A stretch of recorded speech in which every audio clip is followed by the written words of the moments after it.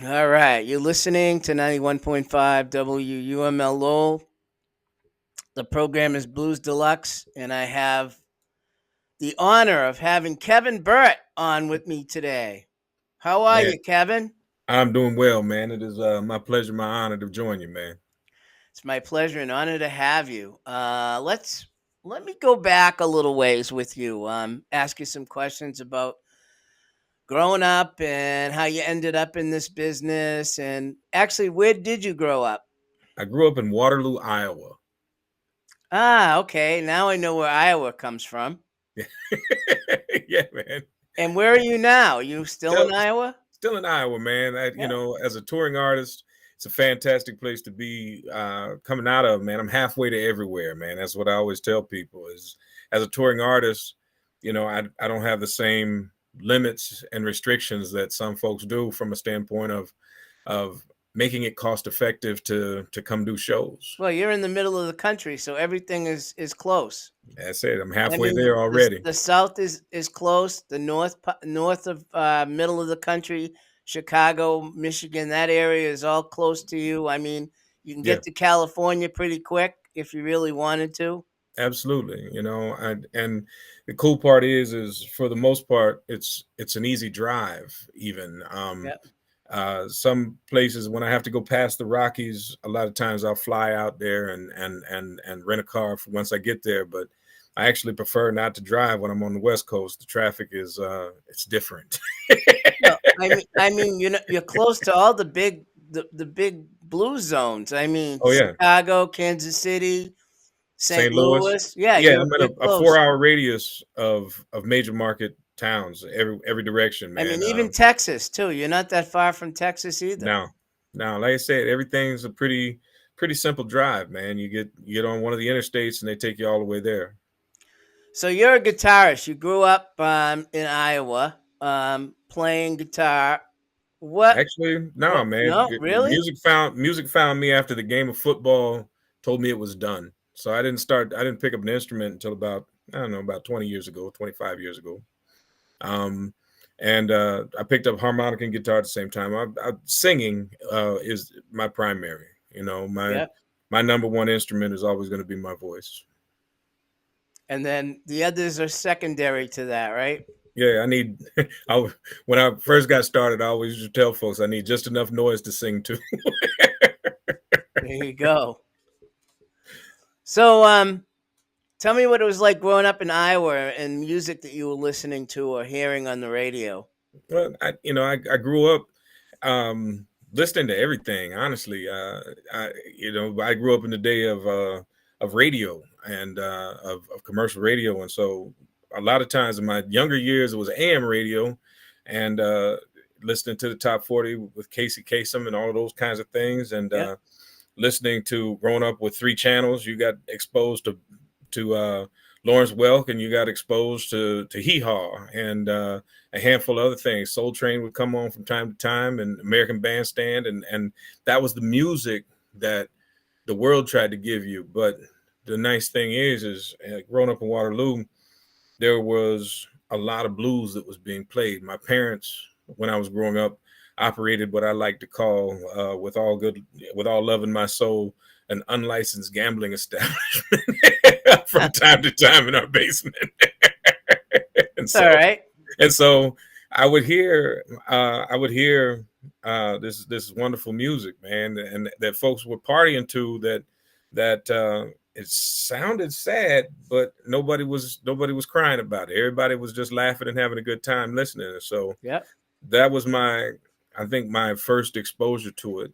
That and how people made people, how the emotion of music in church was so powerful. And so I've always equated it with a feeling and more of a performance than just knowing the words. What does it mean?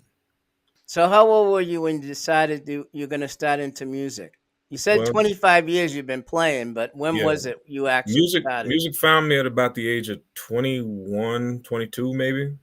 Um, I had just gotten cut from a Canadian football team, the Hamilton Tiger Cats, and when they cut me, I mean, the game of football was done with me, and You're a so pro then. You Well, were that was the whole, that was my whole existence, was to be that. I was an All American center. I was all conference and all district on both sides of the ball. I played center and nose guard in college, and I was a long snapper, and so I could play any position on the offensive or defensive line, and I was a monster back in those days. But I got injured my true senior year of college, and I never regained that explosiveness that I had for years, and that being damaged goods doesn't bode well for a professional career.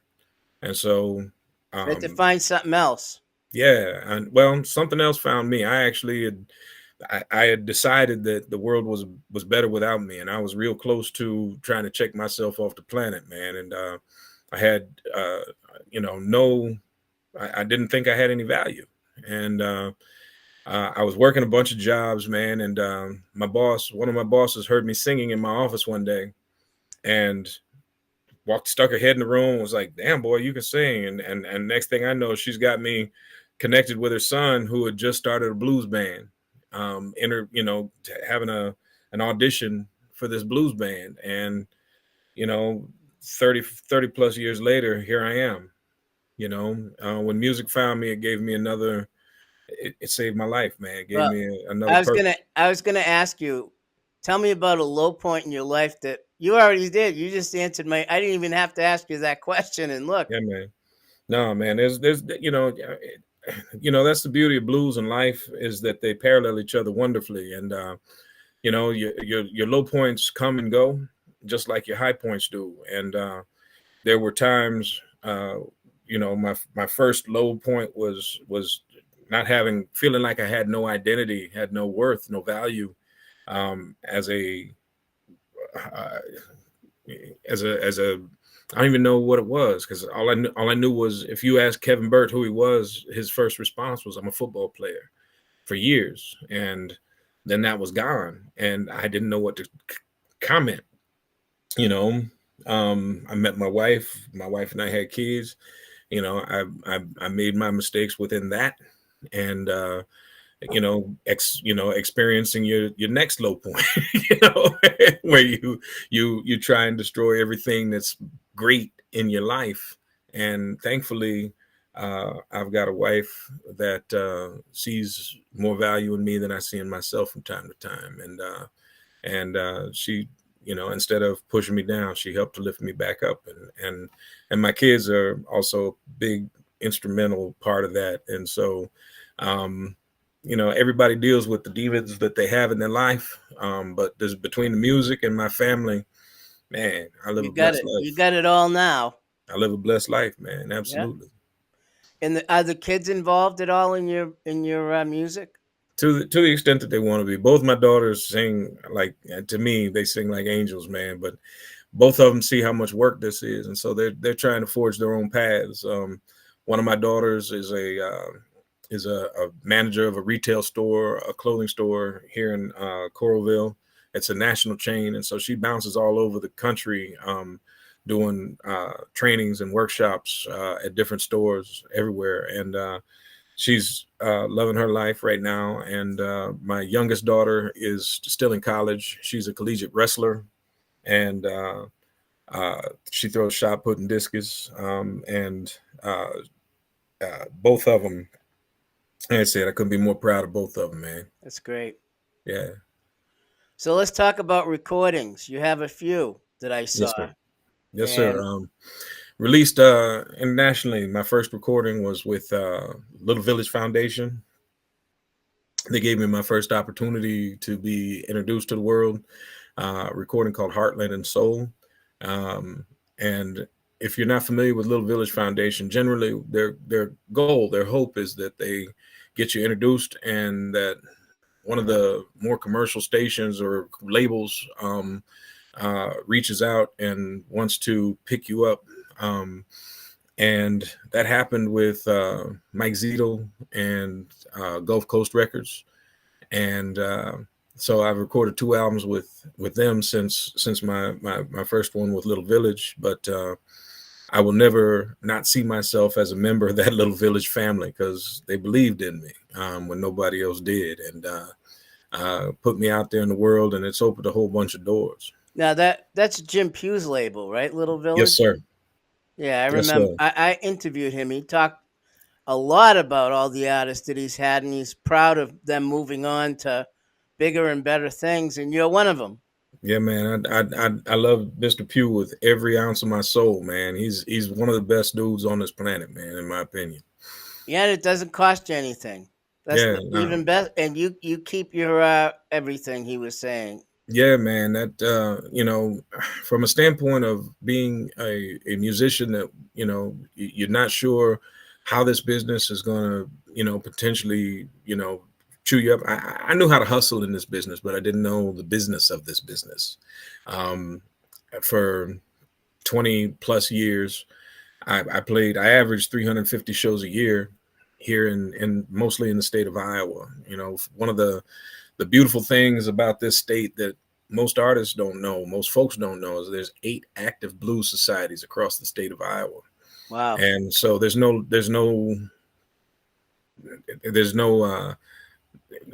minimum of gigs that you can do. You can't play 24 hours a day, but you can come pretty close. And for a long time I did that. That's amazing. There's that many blues societies in the state of Iowa. Yeah, 3 of them are really strong. 5 of them are a little bit smaller, but they all host on their own level some type of a gathering.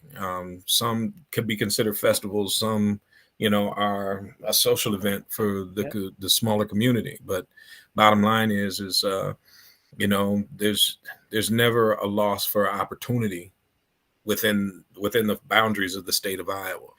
Well, I was looking at a little bit about your history, and it says you went down and competed in Memphis at the IBCs. Yes, sir.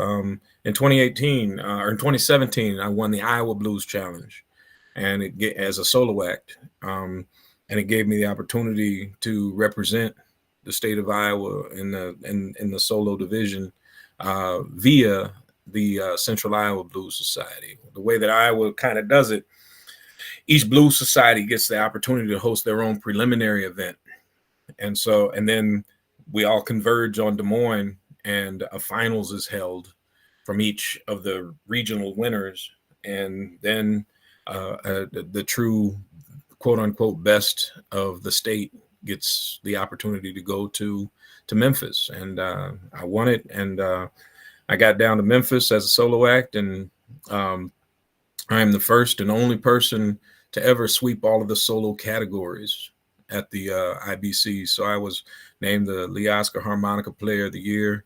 I was given the Cigar Box Award for being the most promising acoustic guitarist, and I won the overall, and I'm the only person to do that. So you won when you went Yes, down. yeah, Wow. I won it all, as I've been told. And what Yeah, was that like for you, going and competing with others? it was remarkably surreal. I mean, in my mind, it's the one thing that folks kind of don't understand about that is that it's not really a competition of talent. Everybody's talented enough to be there and to do. It's more like playing golf. You're up against a course more so than you're up against the talent of the people around you, because everybody's remarkably talented. Everybody deserves to be there. It's just that you have to be able to put on. They're looking for folks that can do a show at a particular level, and it's not just being able to play the guitar well. It's not just being able to burn through songs one after the other. It's about being able to connect and create a performance and pull people in and be worthy of, or have the show that you have the ability to maintain an audience's attention, uh, whether as a band or as a solo act, for major stages. That they're looking Well, for a yeah, certain kind of criteria. that's what they're looking for. Yeah, and so it's not about, oh man, so and so, because honestly, I didn't, after I participated in the finals, I didn't think I had won a damn thing, because there were some killer harmonica players and some killer guitarists, but I tell stories well. But over what over across everything that you were doing, probably Yeah, harmonica playing, guitar playing, singing, and the actual performance and how you presented yourself is all, what won yeah. basically. Like I said, I am. You had the full package, is what they That's want, that's what what they're that's looking for. that's what a lot of folks tell me. And again, I'm doing what I learned to do over time. I learned to do what I do on stage. I didn't learn how to do this by sitting in my basement and trying to perfect my guitar style and my harmonica style, and then unleash it on the world. Like I said, I needed enough noise to sing to, and a distraction from my guitar playing with the harmonica a little bit. Hey, And because I did it with it's all how it goes in my head. It's surprisingly unique. It's not necessarily the best that you've ever heard, but it is the first time you'll hear it. And that's what I always tell folks. It's like if you take me and as an individual and you put me up against, there's a million folks that sing great. There's 1,020,000 folks that play the guitar way better than me, and 1,050,000 that play the harmonica better than me. But to put all of it on one spot, that's hard to find. That part of it and is you hard to did find. it. Yeah, No one and else has ever done it. You said, yeah, right? and so that if nothing else, if you're not the best at anything that you do, at least be unique. And so in that sense, I am. I am a unique experience, I've been told, and I try to keep it that way. Your latest release, interesting. You grow up listening to music, and guess what? You do a tribute to someone you probably listened to growing up a lot, Yes, Bill sir. Withers. Bill Withers was. I made a pilgrimage actually to meet him early in my career. Some folks saw me busking in Iowa City, and unbeknownst to me, the guys, as they came up to me and we had our conversation, one of the things they asked me was if I could meet anybody in the music business, who would it be? And without hesitation, I said Bill Withers. I've been a fan, but his music has really been it's been more than one guidepost for me. It's provided more than one guidepost. Didn't have a great relationship with my father, and so it was nice having some older dude that was offering me some instruction on how to be, at least a good person. And his music was remarkably insightful for me. And I just wanted to tell him thank you face to face. And I didn't realize these guys were documentary filmmakers when I talked to them, and a few weeks, months after I had spoken with them, they said, "Hey, you get the money together, we'll set up a meeting with you and Bill Withers." And so I started the process of raising enough money to fly out and stay in a little raggedy hotel in LA so that I could meet Mr. Withers. And he was a remarkable dude, man. He a lot of times people say don't put your heroes on pedestals, and because when you meet them, You you never know. just, yeah. But Never know what you're gonna get. yeah, but with Mr. Withers, I didn't put him on one high enough, man. He was just that cool. And for a lot of years, I'd get these random emails of, basically, Big Kev, you still at it? And I'd just answer, yes, sir. And that was the extent of the conversation. But that little poke with that sharp stick of I can't let this man down kept me driving, kept me doing, kept me grinding. What was it? What was it he taught you when you spent time with him? Was there anything you learned from him? Biggest thing was to be comfortable with my vulnerability, making sure that I'm sharing my true self. Um, and that's the thing that audiences are trying to escape and find for themselves. And the closer you can come to being emotionally naked in front of an audience, um, and still have the courage to do it again the next day, it's going to help you to connect with more and more people. And so For folks that have seen me before, they know I don't pull any punches. If there's something that I'm going to talk about or something that a show or song means to me, I'm going to share my why and try and help people find their own and show them that it's okay to be, vulnerable and give them some escape. I think that performance and music and art and the blues in particular, um, that's the most powerful thing that it gives. It's not the chord progression, it's not the it's not the licks that I can play on the harmonica. It's the feeling that It's I the can heart make. and soul of the music. It's the feeling that I can exchange with you. Yep. It's the goosebump moments. It's the how dare this person say exactly what I needed to hear right now. The Hmm. gall of this person to know me without ever meeting me. And there's there's wonderfully beautiful power inside of it, I think. And I get as much of it from my audiences as I try to give, you So, know. so when you presented this idea to Gulf Coast, Mike and company, what did they say when you said you wanted to do it?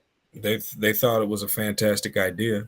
And it was shortly after Mr. Withers had passed away. And once I allowed myself to to grieve a little bit from that, um, the process of trying to pick out just 10 songs became Hard. remarkably hard, and there's only one original song that's on it, and it's basically my thank you to him, my personal thank you. And I didn't do this song as a tribute to Bill Withers. It's specifically my tribute. um, if none of these songs mean anything to anybody else, each and every one of them have a place in my life. Yep. And like I said, the why for me is important. I don't sing anybody's song because I know the chord progression and I know the words. I sing it because it takes me to a place. It gives me a reason to feel it. Yep. And for me, that's what blues is all about. And people, if people don't know, it's called "Thank You, Brother Bill." Kevin Burt and Big Medicine is Yes, the sir. name, and that came out last year in January of last year. Yes, sir. So you're working on new music I now? am. I am. I'm currently putting together music for my first, oddly enough, after winning the International Blues Challenge as a solo act. None of my albums, none of my recordings have been as a solo artist. And so, You've always had bands, right? With yeah, each Gulf album, Coast has agreed to let me record my next album. My next release acoustic. will be acoustic Wow. and solo and just kind of raw.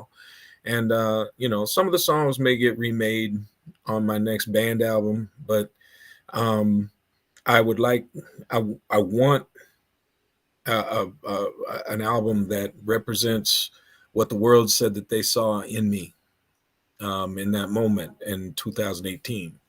I want to give people the opportunity to either say, "Man, this guy did it," or this guy should stick to the band stuff, because the solo show, the intimate show is that's where I live. That's where my heart is. So when will we see that come out? Do you have any idea? Right now, we were trying to get things in line for me to come to. I'm actually going to England to record it, um, and it was going to happen uh, during the month of November, but things kind of got pushed aside because of different different things politically and, and the Yeah, craziness that exists. I know. And so from that chaos, it looks like it may happen in January that I head over to England. And then come out what, fall of next year or summer of next year, maybe? More than likely, it'll be end of spring, early part of summer. Great. Yeah, On Gulf Coast. on Gulf Coast, yes, sir. Wow. Yeah, yeah. I'm trying to put together a small studio in my home right now, so that I can do some other little single releases and those kinds of things that I'm test driving. I call it. But Ultimately, I'm I love being on the Gulf Coast label. The people that are on there with me, the family of performers, Can't they're beat them. You yeah, can't beat any of those people. There's a yeah, lot of man. great It's people on that again, label. it's for me. Everything is about that family feel. Family is paramount to me, and um, everybody with the label from uh, Guy Hale, Ollie, Overton, Mike Zito, Well, Albert, you've been all the with other two artists. labels like that. Yeah, Little man. Village was like that too. Absolutely, man. And like I said, I'll never not be.